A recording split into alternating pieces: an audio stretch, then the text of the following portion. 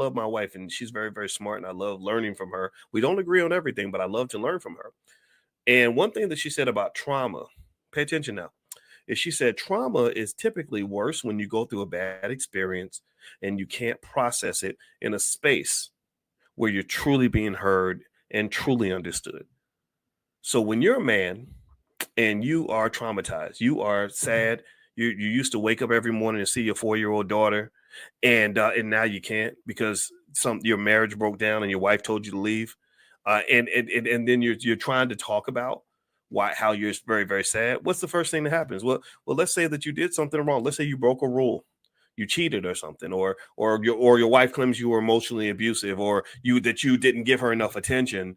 Well, first thing people are going to do a lot of times is blame you for your trauma. They're going to say, well, if you didn't want to be traumatized, then you would have acted better, you would have behaved better.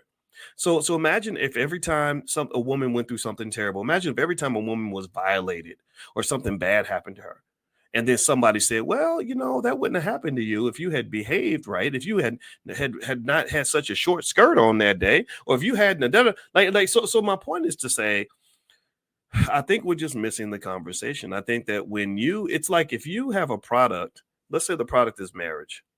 You have a product you're trying to sell. You're trying to sell young guys on marriage. And the customer says, I don't think I want that product. And you can respond either by learning why they don't want the product, like what's going on, what's happening here, or you can be just say, well, F you, you're stupid. You obviously can't see a good product when it's put in front of you. You obviously don't know like what it means to get good value, you dumbass. Like you could do it. You could take the Roland Martin approach. He calls everybody a dumbass who disagrees with him instead of trying to understand why the customer won't buy the product. So for some people, men and women, it's not just men, actually. It's not just men. For some people, they look at marriage and they say, I don't think I want that product, because marriage in America is a little bit different from other parts in the world. And what I really believe to the core of my soul, and it's not politically correct for me to say this, is I don't think that when I look at the marriage I saw that lasted 50 years with my parents,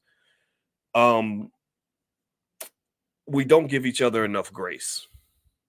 Men and women don't give each other enough grace. We don't give enough capacity for forgiveness.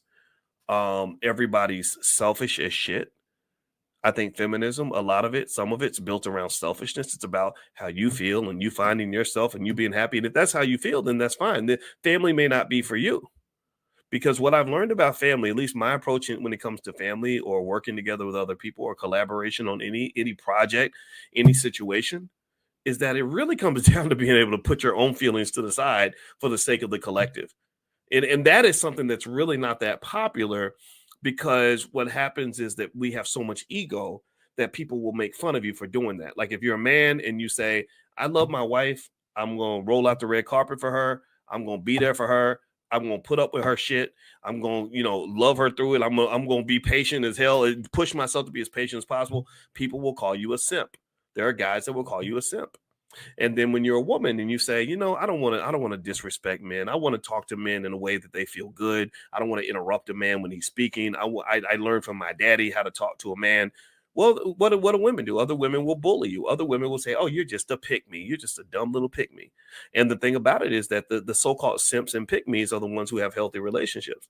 The ones who walk in with their chest out, ego first, don't usually succeed.